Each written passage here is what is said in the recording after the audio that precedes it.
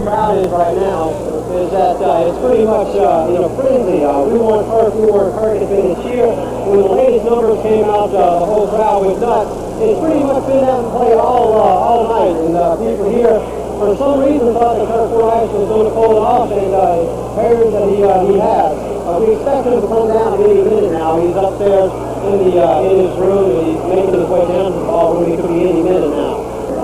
Then I know you were talking a minute ago with Mrs. Fordice. I turned to Governor Winter after you were talking about the redecorating. I asked Governor Winter, did Mrs. Winter go in and renovate the governor's mansion? Governor?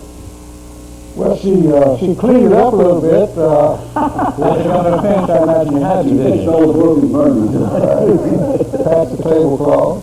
Replaced a little bit. Should he go ahead and win if he needs any construction done, he can probably find a company. Well, that's an interesting question, though, because while Governor Mavis has been in the governor's mansion, he has had a private little fund there that he has been... Let me interrupt just for a second. Governor Mavis is now appearing. Let's go to his campaign headquarters.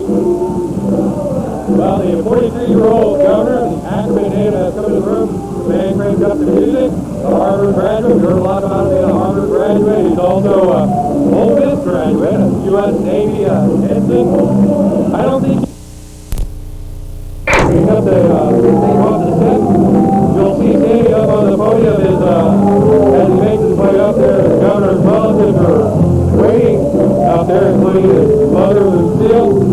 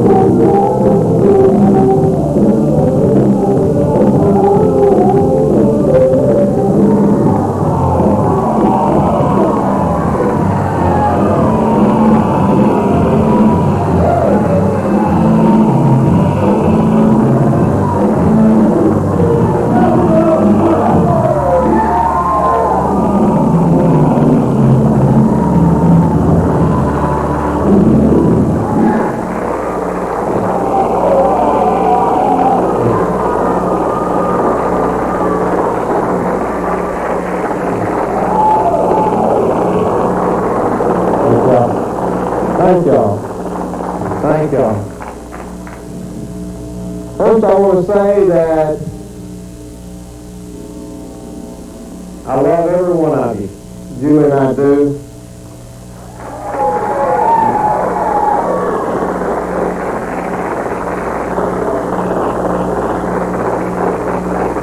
And this state has honored me with the best 4 years any human being could have had. We have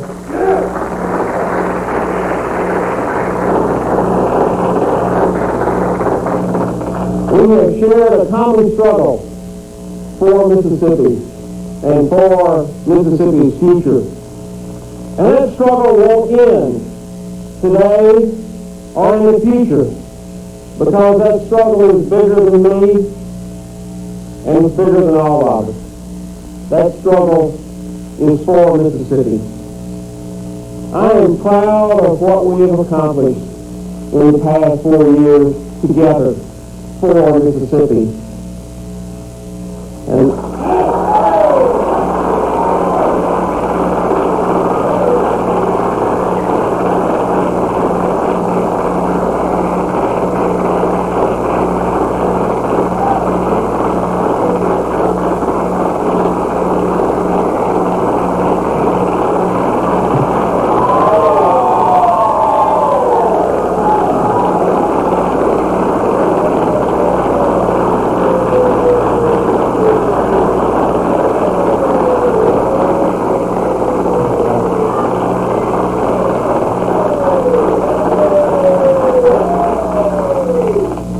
this fight for Mississippi didn't start 4 years ago, and it won't end 4 years from now. And I want to quote Lou Gehrig. We haven't had good luck today, but I consider myself the luckiest man in the world.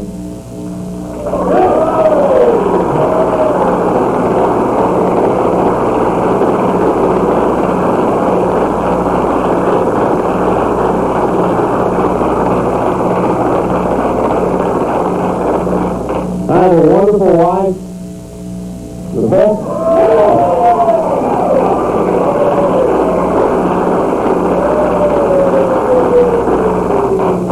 One of the best babies in the world.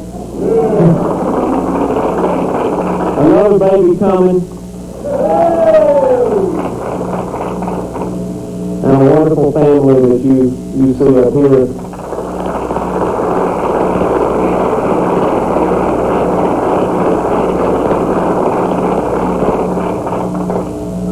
Almost as deep as my love for them is the affection I feel for you and what you've done.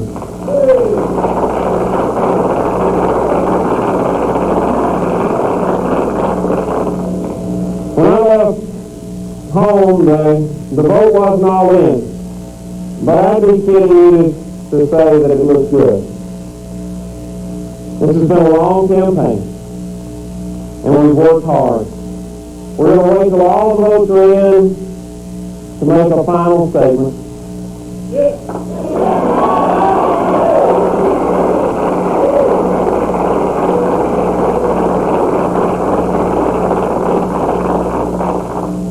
But we just want you to know, whatever happens, Julie and I love you from the bottom of our heart. Thank y'all.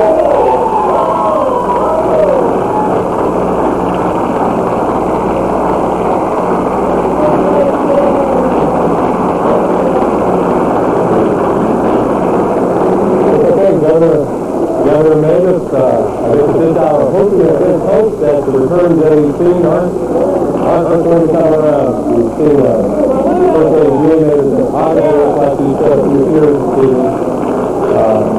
the seats that they obviously didn't want they were going to make, but they did anyway. But I think let the governor please come down. Thank y'all.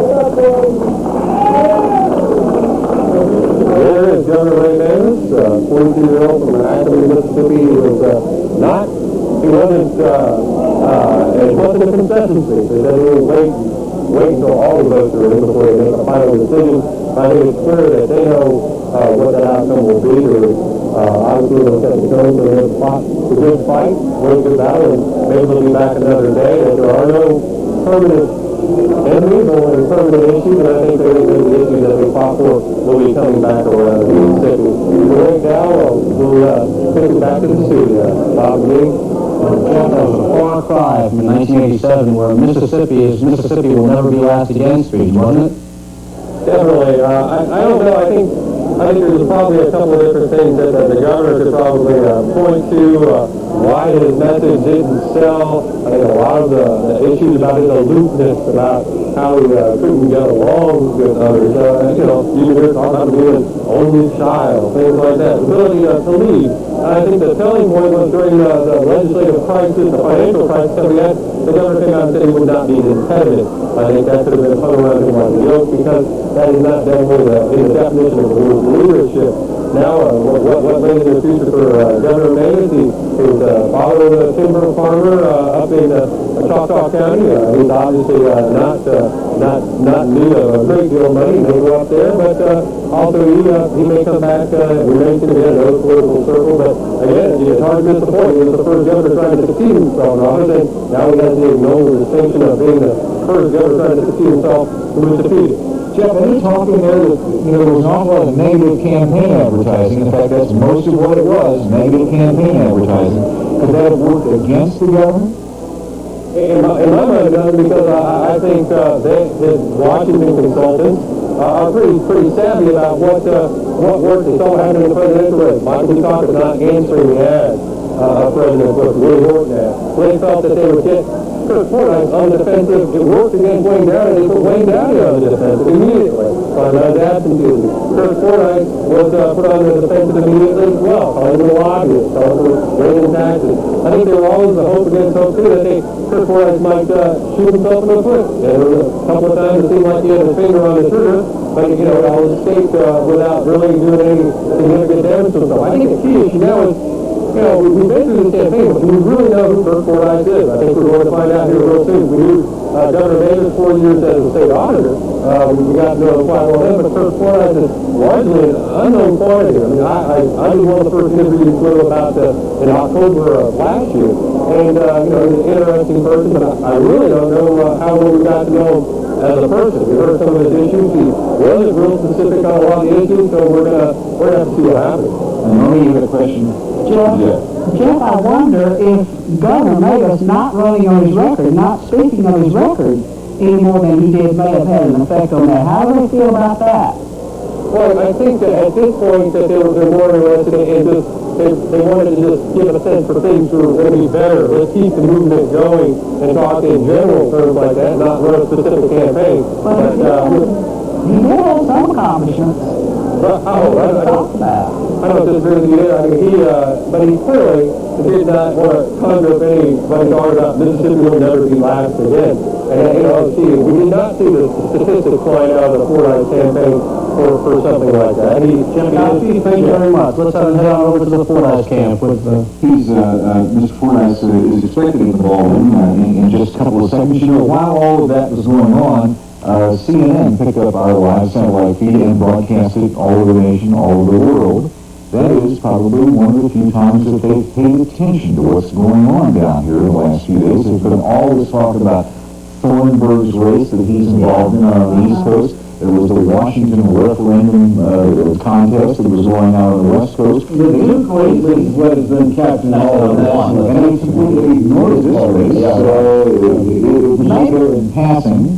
Maybe that's what persuaded Lauderdale County and Itawamba County to finally restore. Well, interestingly enough, Governor, I know you'll be interested in this, Lauderdale County went almost 2-1 for Fordice, and Itawamba County also went in narrowly for Fordice by about 150 votes. Let me ask Governor Winter, when you were watching that speech, basically Ray Mavis was your protege. He learned under you on your staff. What was your thoughts as you watched Ray Mavis there? You just heard Ray Mavis make the toughest speech that anybody ever has to make, having made a few of those myself. I know a little bit about what's going on inside him. Having put forth all the effort that he's put forth in his campaign and in serving the government, whether with errors or not, it still was a Herculean effort on his part. And to see that go down in the results of today's election, obviously is heart-rending to him. What does that say to you about $3 billion gubernatorial campaigns, Governor? Apparently that's not enough money. Fordice spent what? 500,000. Fordice said something interesting to me the other day. He said, how in the world can those people, maybe these people, spend that kind of money? He said, we can run a campaign for less than $1 million. I don't understand how they spend that much money. Hopefully they can run a state on that kind of money. A pretty good budget. And I think there is a sense of rejection, not just in this race, but in the country at large, over huge campaign war chests. Let's go back to the speech again. Good form, bad form, how did you feel about it? Well, I agree with Governor. I expect that was the toughest one that Ray Mavis has had to make to date. Anyway, it was really tough. It would seem to me he could have been a little more gracious toward his opponent. Could have been a little gracious toward him, but then, what I know, I've never run a race, so I don't know. The customary thing is to congratulate your opponent, though, at that point. I think this is sort of one of the rubrics of politics that you do say something nice about your opponent, particularly when it appears you're going to lose. And he didn't do that. And there's always talk of Ray Mavis being so aloof. Was he well served by his staff in 10 seconds? We're going to go after the Fordice camp. I wonder about that. I think there are a lot of high-paid people that will tell you the emperor that he had clothes on when he didn't have clothes on. What's going on to Vinny Caruso saying about the Fordice camp? Sounds like it's cranking up out there, Vinny. Bob, if you're at a party, this is the place to be. 1784. That was the last time a Republican sat in the governor's seat here in Mississippi. It looks like a big-start businessman, 57-year-old Kirk Fordice, has done what has not been done in well over 100 years. And that's upset Ray Davis and Republicans, all things put Republicans in that governor's seat. You're anxiously awaiting Kirk Fordice's arrival. We're keeping an eye on that door right there. The chance that you can hear it, we want to hear Fordice. So I think basically he's on his way down, and he should be here any minute. Bob, During Davis' speech, we showed the Fordice camp, watching on the big screen what Ray Davis had to say. Was everybody listening? Were they hooting and hollering? What was going on? Actually, that was the quietest the place has been all night. Every once in a while you hear somebody crack a joke or two, but it was pretty much respect for Governor Ray Davis. They knew all along that this was not going to be a cakewalk, and it sure hasn't been a cakewalk. I think there is definitely a feeling of respect for Ray Davis. There's also a feeling of changing the guard. They knew Kirk Fordice was ready to come in and beat Ray Davis and upset Ray Davis. But if you ask these people, it wasn't an upset. It was just a beat for Ray Davis all along. While they're getting ready for the entrance of Kirk Fordice into that hall, let's take a look at those newest numbers and see if we can update them any in just the last few minutes, see if we're any closer to having all the precincts in, just a little closer. Kirk Fordice, 51% of the vote, holding at 51%, 344,309. And the incumbent Ray Davis, 317,976, 47% of the vote, 2,002 of the 2,101 precincts in. Any hope at all? I doubt it very seriously. I think it's gone. It's obvious that the black vote, which Davis needed in large numbers, abandoned him. They didn't abandon him, but they didn't come out. Not in large numbers. The strange thing about it is it was always thought that a low turnout, a low vote, would be to Davis's advantage. But apparently we're not cracking 700,000 yet, and it's not really done. I think it indicates that the blacks did not come out in very large numbers. Okay, let's throw that race aside. Let's take a look at what we have new figures in the lieutenant governor's race. So we have Eddie Briggs, the last time we saw, leading now up to 49%, 324,684 to Mr. Dye's 272,561. Henry Kersey is back at 9% with 60,000, basically the same total he had 4 years ago. But Mr. Briggs is on the verge of reaching that 50% plateau. Bill? Norma? He needs over 50%. He needs 50% plus one vote to do that. And I'm not sure that in the few precincts remaining that he can get that. Off that total, he's about 8,000 votes short of the majority. 1125, we should have... There are zero precincts that are not in yet, apparently. What do we have, 99 precincts somewhere around there? Yeah, something like that. It'd be interesting, too, if you go to the electoral vote, where how some of these are going to break out, some of these counties counties, districts, parts of the counties, parts of the precincts, and so forth. It's going to be an interesting thing. That will be polling in the House tomorrow morning to find out what that might be. You remember the theory I told you about earlier, and I've been thinking about it, and I think Jeff Kopsky expressed it here the other night. It's very possible that a lawsuit could be filed enjoining the House of Representatives from sitting as an electoral college because it is a malapportioned House. And if a court upheld that, they could possibly be enjoined. Okay, and the sitting lieutenant governor will continue to serve until the successor was elected and duly qualified. Probably so. What a scenario. We have only in Mississippi. Oh, no, not necessarily. Remember, Governor Davis promised us we'd never be last again. Look at Louisiana. Okay, let's sort of Vinny at the Fordice camp. Vinny, what's going on? Well, about the situation here, as you can see, Kirk Fordice is making his way up to the podium. Kirk Fordice will continue to talk for us in this race. Nobody has heard of him until the primary. All of a sudden, he took these down in the primary, and the momentum has not stopped.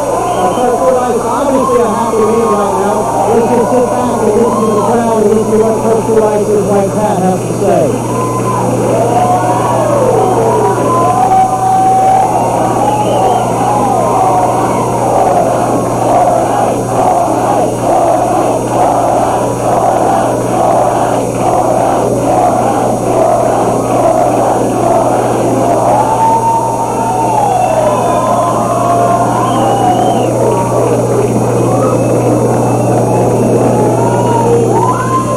Gene, if this situation is anything like the past, what we'll probably have right here is a prayer and then an acceptance speech. That's what he did during the primary, if you remember correctly. Let's see if he does it again here. Would you staff ladies please come down here to the front? We've got room down here, John and Stacy and Jen. Come on down. Gene, the three ladies are walking to the podium right now. That is John Plummer, his campaign manager, and two other of his campaign workers. Basically, the whole situation here is Kirk Fordice's campaign has been a family effort. Everybody who's worked for him, they've been real close throughout the whole ordeal. I think that's what he's doing now, is bringing everybody up to the podium that's worked for him. I think this is the sort of thing you expect from Kirk Fordice. He's a people politician, as I've said all night, and I think that's what people have done when they voted for Kirk Fordice. They voted for this kind of situation.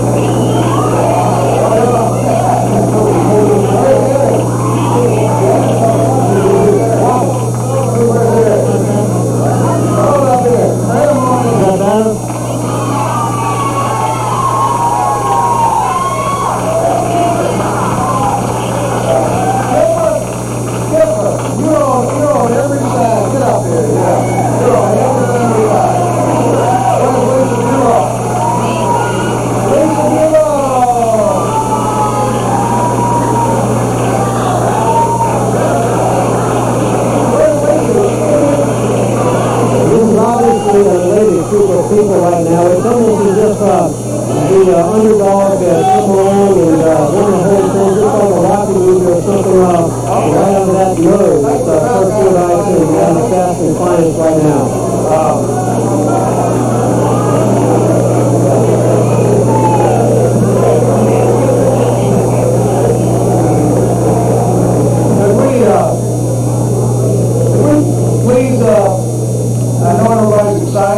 And so are we. Could we please just bow our heads one minute here to begin? And Almighty God, we thank you for what you've done to bring us closer to a better Mississippi. We've got the best people in the world, thanks to you, in this state. And we pray, Lord, that you will let us lead in a way that's pleasing in your sight to bring these wonderful people of yours in Mississippi to the high potential that we know they and this state are capable of. And with your grace, we'll do everything that we can to work toward that end. We ask in Jesus' name, amen.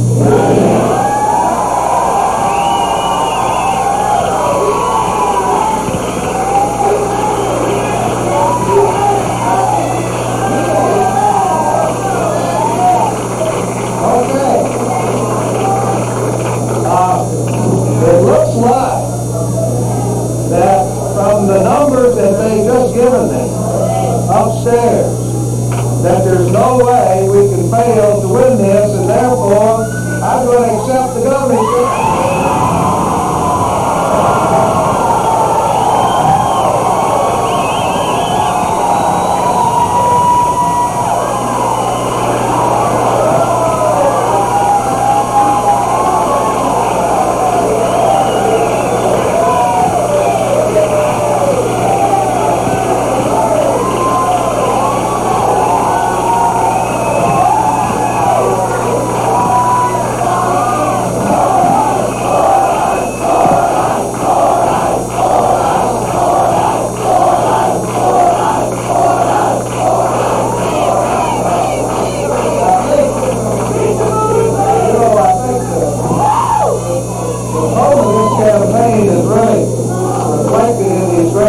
People that I've asked to come down to the front here who comprise the staff of this campaign, which surprised so many people, I suppose. A lot of people thought that this was the impossible accomplishment, right? That here was just an old boy who worked hard hard all his life and raised a family. Most of whom are here. Makes a pretty good crowd after 36 years of family raising. But the thought was that he's not a politician.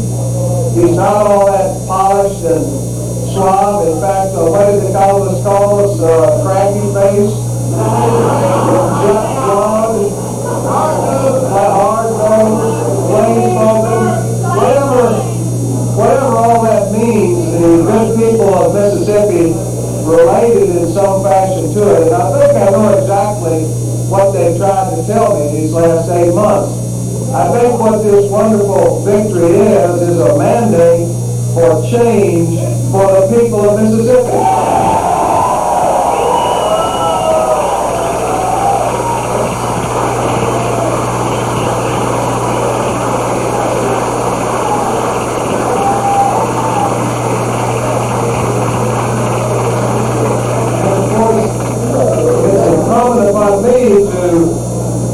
Do everything I can and work just as hard as I can to not disappoint or not let down in any way the great and wonderful citizens of the state of Mississippi who have relied in me so strongly and have given us this great victory. It's their victory. And what we need in Mississippi, they have told me loud and clear. We need a new unity. We need a new togetherness. We need to get rid of negativism. We need to think completely positive about the state.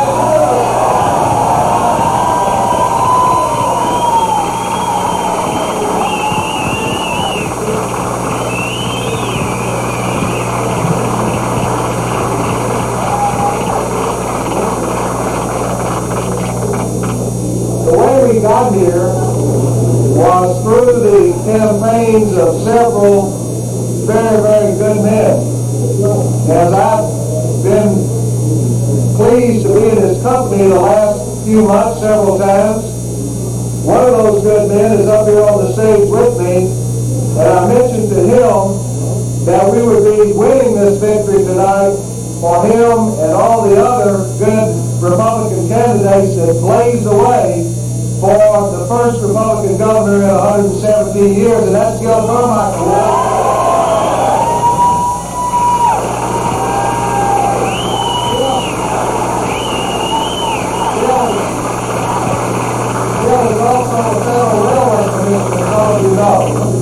And we're proud to have him as a member of President George Bush's cabinet, a good Mississippian.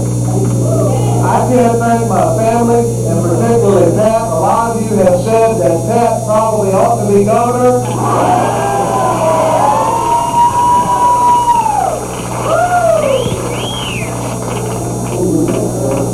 And she said, don't tell your own story.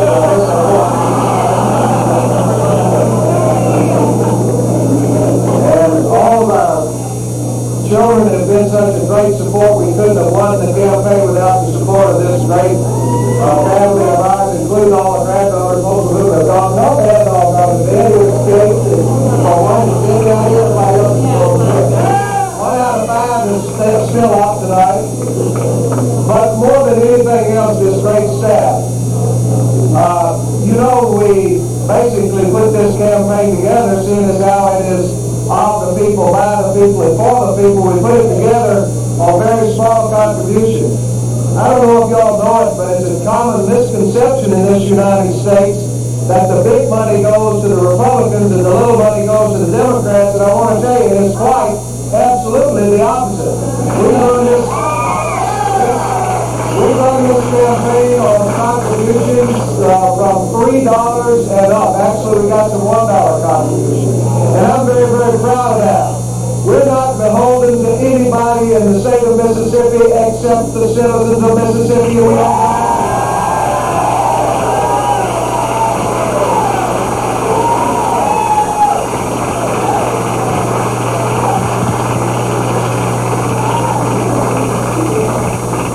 That's what you wanted, Mississippi, was somebody to represent you, not to represent the special interests, not to represent anything but what's good for Mississippi, and that's how we came here with those very small contributions, and we won it, didn't we? Yeah!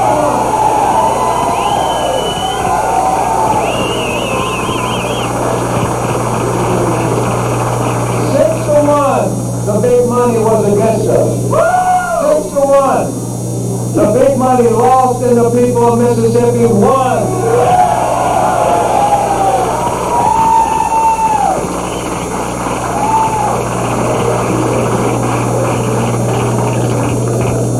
I know what you want, Mississippi. You want us all to pull together, be one people again, and get all the ugliness and nastiness behind us and go forward in a positive manner.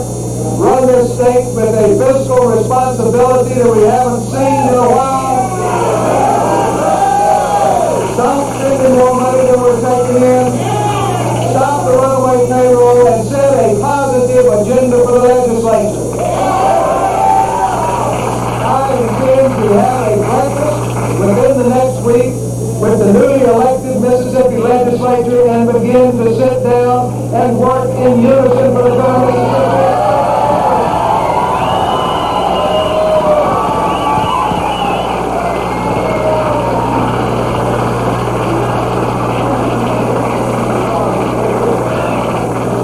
No more bickering and arguing and pulling against one another, but for a change, all pulling together for Mississippi. And if we don't have a lieutenant governor for the next year or two, I'm sorry, we'll just have to do it out. We'd like to have one. We'd like to have one, but if we can't get settled, then we'll do it without. We'll do it with what we got and go forward to the benefit of the people of Mississippi. I'm gonna. And we're down here tonight again. It's a very happy place right now. And I'm sure we'll all be talking Thank you. Now, some interesting news developing out of the Brad Dye camp. We just found out he has conceded gold mine. Apparently, he's taking himself out of the race even if it goes into the house. Now, if he can do that, I guess he can. Can you do that, Governor? Sure. Then it won't go to the house. It won't go to the house. Okay. And he was spared to stay out of Yeah.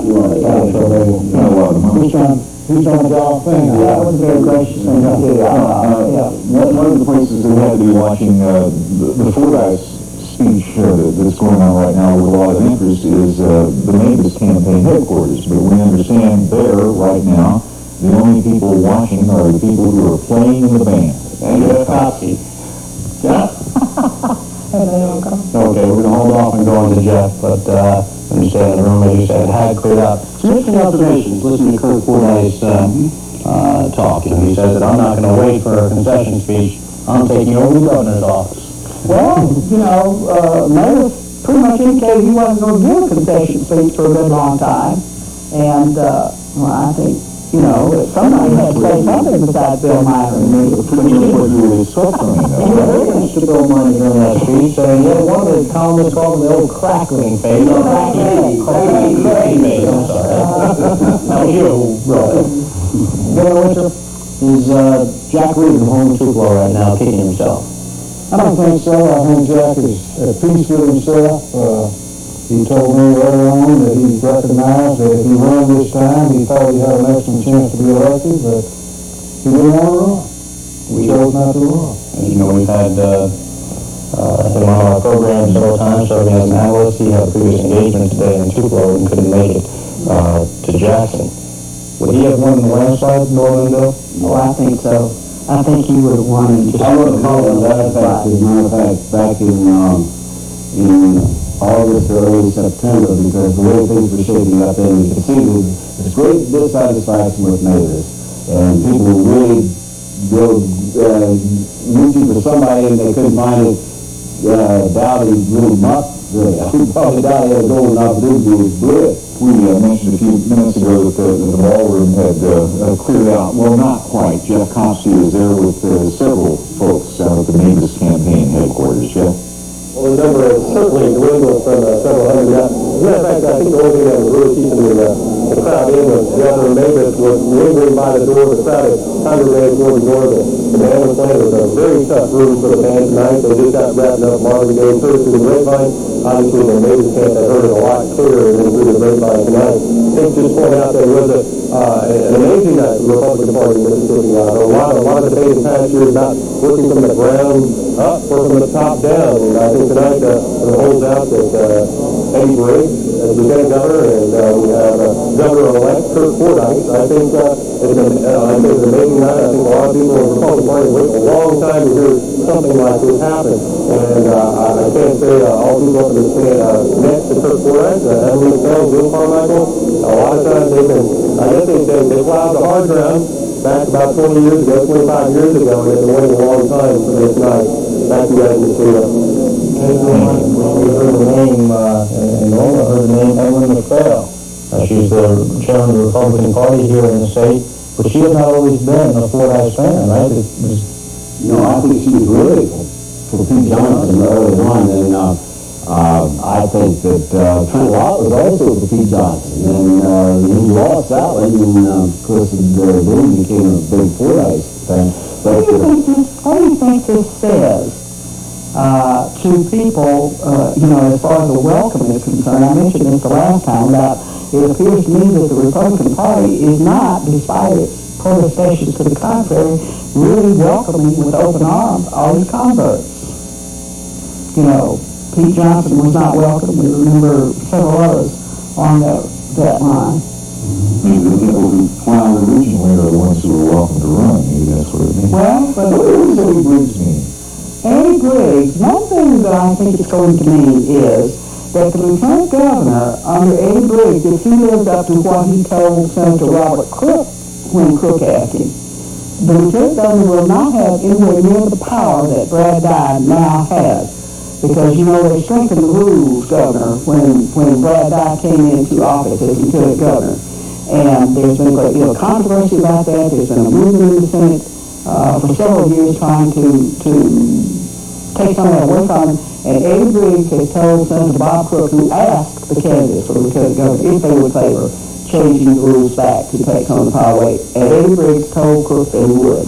Now, this is really what he told him. He did not say, I believe the rules should be taken, the power should be taken away. He said he would stand back and let the Senate make its own decisions and not influence the decision. See, that's the key role that Brad Dye has played. He and his lieutenants have been writing the rules ahead of time, and when the Senate convened in the beginning of the term, they adopt the rules that they want. Well, I think you're straining at maps and swallowing camels. That amounts to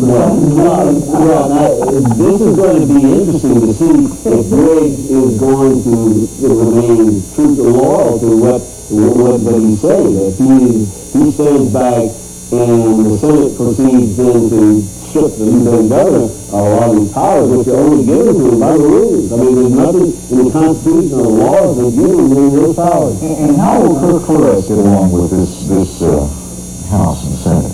Well, I should think with the Republican as Lieutenant Governor, he ought to do pretty well now.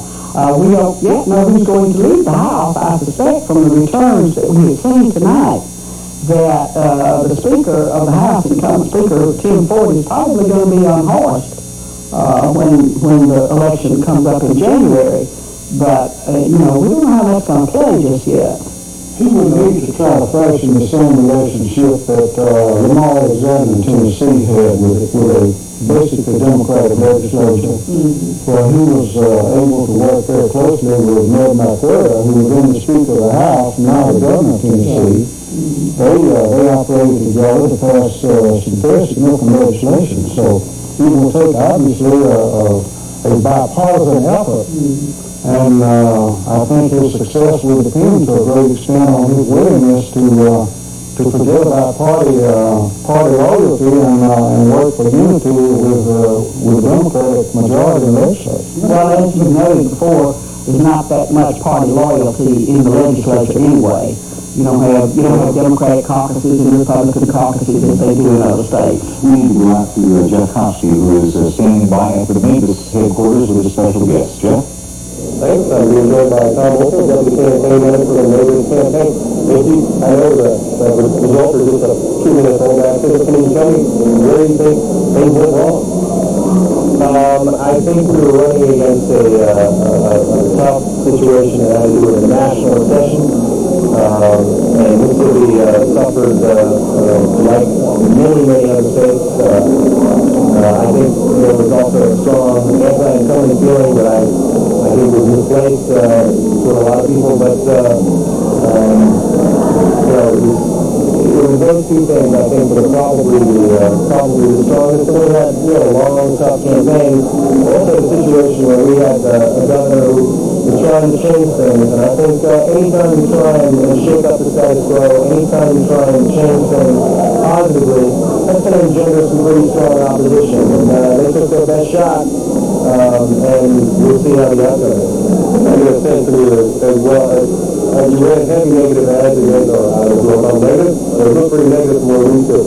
Maybe second thought about that instead of spending more time on the things that the governor accomplished in the city. Well, I think we spent a long time throughout this campaign, all three campaigns, talking about this governor's efforts to improve education, to hold the line on taxes, to bring more jobs to the state, to expand health care. These are all the things that got accomplished. And frankly, I think there was a lot of focus by some people on the few areas where we didn't quite accomplish as much as we hoped. And I do think I would disagree with the premise of your question. I think the voters both want and need an understanding and comparison of the candidates who are in for office. And I think we tried to focus to the extent we could on both talking about the record of government voters and talking, to some degree, comparison of where our opponents stood on various issues. I think, unfortunately, in this last campaign,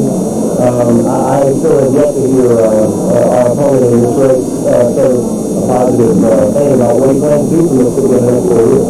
Trying to get a sense of there's still outside candidates depending on the percentage breaks out that there may be some quirks with the electoral college and the House of Representatives. Are you willing to have any hope of taking this to the hill? Well, it's not a question of us taking it to the hill, it's a question of what the law in Mississippi is. The law says very clearly that candidates for governor, for lieutenant governor, for major office, have to get 50% plus one vote. In other words, an absolute majority. I think there's still some question about that. During the primary, the numbers during the certification process, the votes we're relying on tonight are votes that were recorded by the Associated Press, and they have an excellent reputation, but in the rush of trying to get the numbers, they're not always accurate. The numbers very often change during the certification process.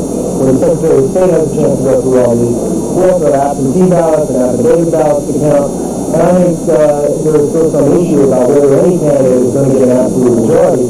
And if no candidate does, then by law, this race goes to the House of Representatives. Right, thank you very much, Tom. Thank you. Well, as you can tell, the main campaign isn't quite yet determined with the fact that we have some here tonight, but we're going to watch the returns that come in. The governor again, if not, I guess give the traditional concession speech that means we were expecting to hear. I guess at some point in the future, maybe tomorrow morning when the light of day hits these numbers, maybe we'll see something a little bit different down back to the studio. It's like holding out for a Hail Mary pass or something here. Well, a couple of NFL teams, three of them got in this weekend. Got in this weekend. Is that possible? No, I don't think it's going to be possible. I can't see. He's right about figures changing a little bit in final certification. Let's take a look at the numbers. They'll change a little bit, but there's 26,000 gap right now. All right, so let's see the... There are only 22 precincts not recording thus far. But let's put in the newest numbers, and we are just about to get Kirk Fordice to join us out of his campaign headquarters. 51%. This is, and right now here's Vince Caruso with Kirk Fordice. Bob Dean, what you're actually watching here is history in the making. Like I said, 1874, the last time we had a Republican governor. Mr. Fordice, the one thing that I was just saying to Governor Mason's headquarters is not getting concession speech yet, and basically he hasn't said he's lost, and he's still holding out. So how do you feel about that? Well, we've got our own computer operation upstairs, Vince, and we have our own people calling in, and we've won the governorship of the state of Mississippi. The remaining numbers, we've won it. Do you feel that perhaps him doing this is maybe just trying to rain on your parade a little bit? I don't think anybody rain on this parade. Look around you. This is one of the most glorious events in the history of Mississippi. So it's impossible to rain on this parade, which is a whole new breath of fresh air for Mississippi. You know, when you started out, nobody, and I do mean nobody, predicted you would be anywhere near this position right now. what was inside of you that told you could do that? Well, we haven't failed to do anything that we set out to do in life. Vince, you just work twice as hard as everybody else will achieve most everything that you set out to do. And you all should have paid more close attention to me as we went along through the month, because I've been trying to say this way. It's just starting now, though. What does Kirk Fordice do tomorrow morning in the next 4 years? Vince, we've got to do some serious work on organizing our transition team beginning tomorrow morning. We're already planning for a legislative breakfast next week where we want to get the entire newly elected Mississippi legislature together at a breakfast and begin to set our joint agenda for doing the things that Mississippi so badly needs and learning how to work together and not pull in opposite directions. Now, you made a lot of campaign promises, a lot of promises to a lot of people. Which ones will you work on first? Which ones are your priority in this right now? Vince, again, I'm not sure you've been paying attention. I've made no promises except to the people of Mississippi to devote 4 years of my life, bring all the talents God gave them and all my experience to making Mississippi a better place. That's why our contributions came in from $1 on up to $100, not from the big interest in Mississippi. Sorry, no promises to anybody except a better Mississippi. I'm working for the people of Mississippi, and that's what government in the United States of America is supposed to be all about. We're just returning it back to where it was supposed to have been. Okay, we're going to shift gears here a little bit. I don't want the people out there to think you don't like me. How does it feel to be part of history? Well, it's a good thing. I've worked for 30 years to build a two-party system in Mississippi. I've been in on the campaigns of all the governors in modern times, from Rubel Phillips through two Joe Carmichael campaigns, Leon Bramman and Jack Reed. And I really feel like this is a triumph for all of those people who came before me. I'm just a guy that happened to be there at the right time and got it done. Congratulations, Mr. Fordice. That's what I see. Appreciate it.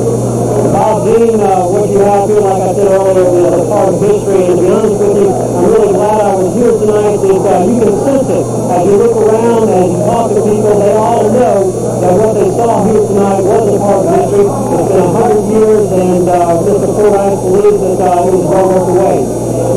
Just one question to you, and if Mr. Fordice is nearby, he said he's going to have the newly elected legislature together for breakfast next week. Who's going to pay for that breakfast? Well, Bob, you kind of put me on the spot there. Mr. Fordice has bailed out, and I wouldn't touch that one with a 10-foot pole. That's something we'll have to tackle with him later on.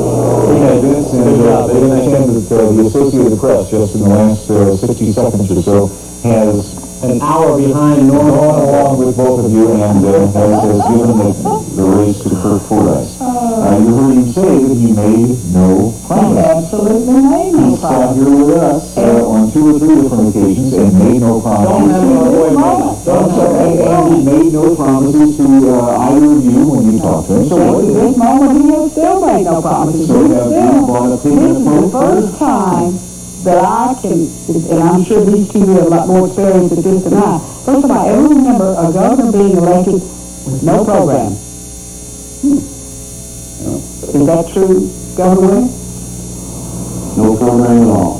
Well, I have not followed this campaign very closely. Well, he really didn't have a platform at all. And the traditional platforms that you and candidates used to run on, they just didn't run on. Nobody did this time, as a matter of fact. Well, let's go down the list. Let's ask you about some of the things that are on the front of everybody's mind and give us a sense for what you think he might do.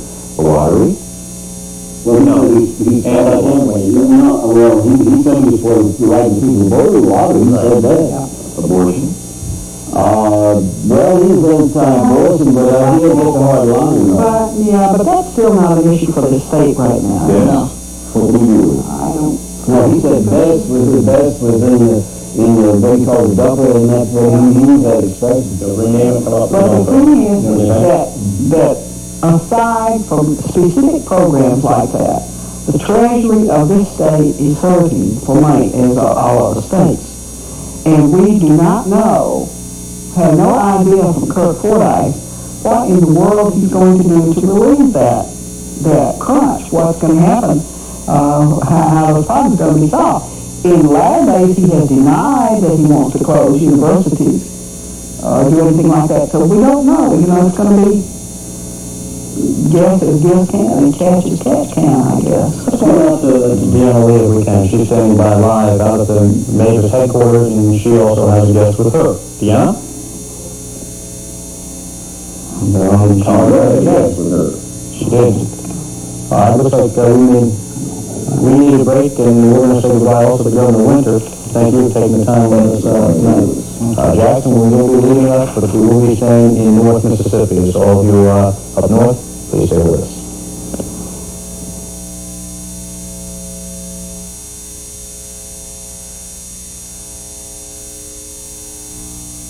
What do you think of Geraldo Rivera? That Miller strikes back at Geraldo. He pushed me into my bathroom and proceeded to grope me. I did not offer myself up on the altar of Geraldo Rivera. Richard Gere on fame. That's good luck for me. Angelica Houston on Jack Nicholson and her father. Think I'll have a cool too. On an all-new Barbara Walters special.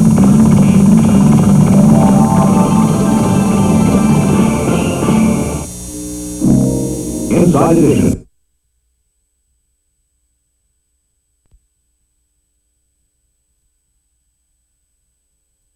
Mississippi on WLOV. We are glad that you are staying up late with us tonight. I'm Gene Edwards, and Bob Newman is here, and the rest of the cast of characters has gone home for the evening, and we thank them for their contribution. Characters, a couple of them were Characters that were. Let's go on out and see what numbers we have right now in the governor's race. We already know that Kirk Fordice, as Bill Minor Norma Fields, said Fordice is the winner of the 18th. I called it a couple of minutes ago, and of course Mr. Fordice called it himself, but the Mavis people are not ready to concede yet. They are holding back. They are thinking if through perhaps some miracle, Mr. Fordice can only get that one person short of 50 plus 1 people, 50% plus 1 people, then the whole thing could go into the House. That's apparently what they're hoping for. At this hour tonight, it does not look likely. Kirk Fordice, 51% of the vote, 357,083, and the incumbent Ray Mavis, attempting his second term, apparently unsuccessfully, 47%, 334,208. Which there are about, 702,000 people currently voted in the state today. Let's take a look at the Lieutenant Governor figures also. Eddie Briggs with 49% of the vote, 336,839. Brad Dye trailing by about 53,000 votes there. And just about all the precincts are in that one. Now we have Deanna Lee standing by. What do we got, Deanna? People have spoken, and those were the words of Lieutenant Governor Brad Dye. He says there will not be a race in the House, even though there's no one in the majority yet. He says he's going to go ahead and concede, and he called Eddie Briggs directly after his speech and told Eddie Briggs that he would help him with the transition because he will not fight. The people have spoken in Mississippi. Contest in the House of Representatives. Eddie Briggs has won. The people have spoken, and I respect the people of this state. I respected them when they elected me 12 years ago. I said at that time that I would not use the office of Lieutenant Governor as a stepping stone. I would stay there and work to improve the state of Mississippi, and that's what I've done. Briggs says, Dye says he doesn't know what his future will hold, but he's going to take a break for a while and just enjoy himself. Back to you guys. Yeah, one question. One interesting thing, Henry Kersey is left out of this process. He had 10% of the vote, but if this thing were ever, since 49% only with Briggs, he doesn't have a majority, this thing could have been tossed into the House of Representatives. He had a chance if it got to the voters, to the House individual voters. Any word from Kersey? No word from Kersey. We haven't heard anything from him. But Dye says he just will not put up another race here. He says he's just going to go with Briggs and help him transition and do the best he can. But we haven't heard anything from Henry Kersey. Yeah, did you get a sense that he might have lost some of his steam, some of his will to fight after that post-primary race? I think so, and he just said that he's tired of the seesawing, and the fact is, he says, we got to be able to win gracefully and lose gracefully, and he says he's going to do it the best way he can, and like I said, he did call Eddie Briggs, and they had a great conversation, and he's up about everything. Yeah, thank you very much. Interesting way to finish it off. Finish off her career.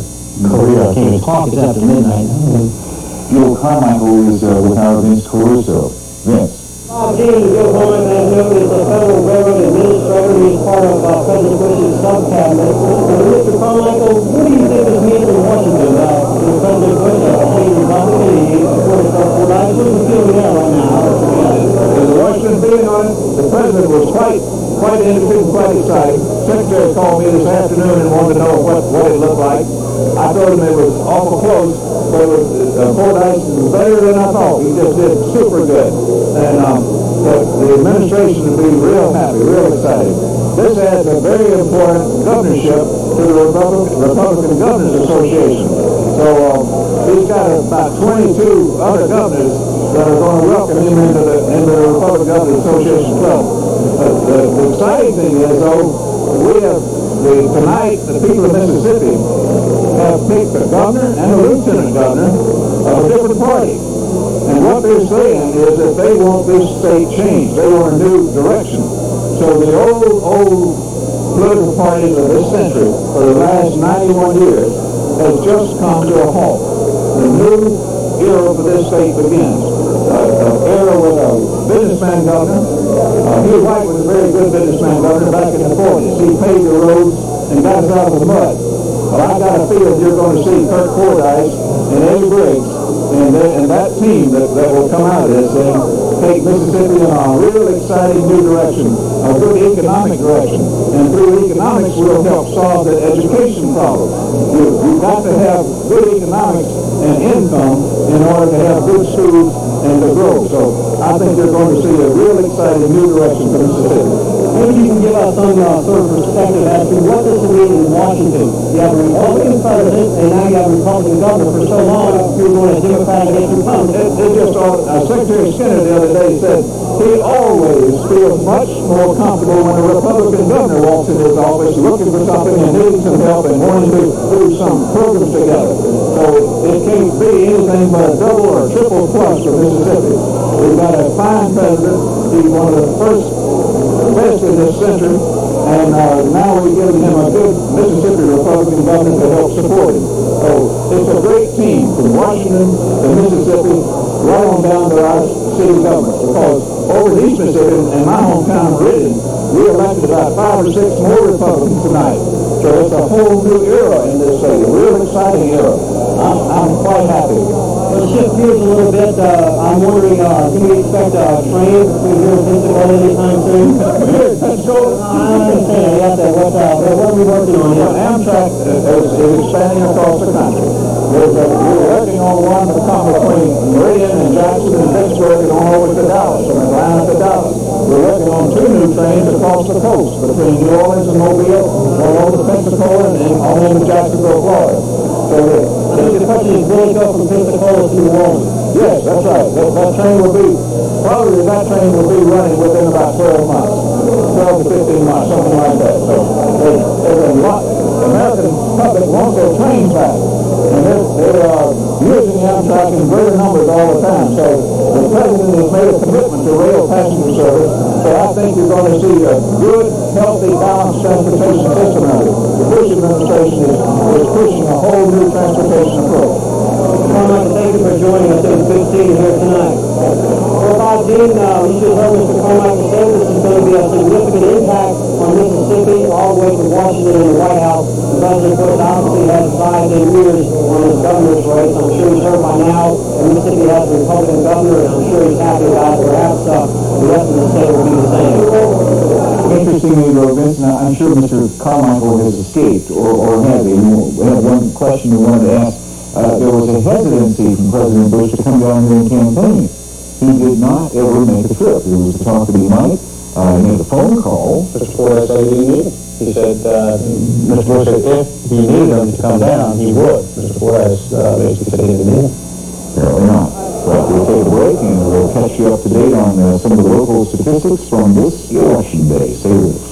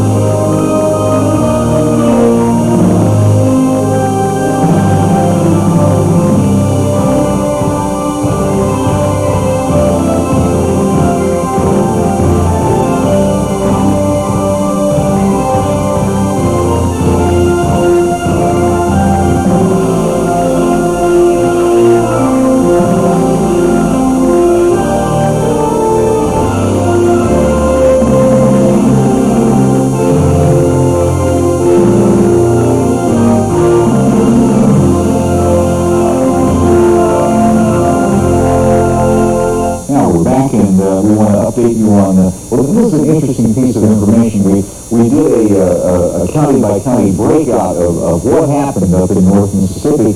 Just very, We're looking at Chickasaw, went to Fordice, Choctaw went to Mavis, Lee County, went to Mr. Fordice, about 9,000. Lowndes County went to Mavis.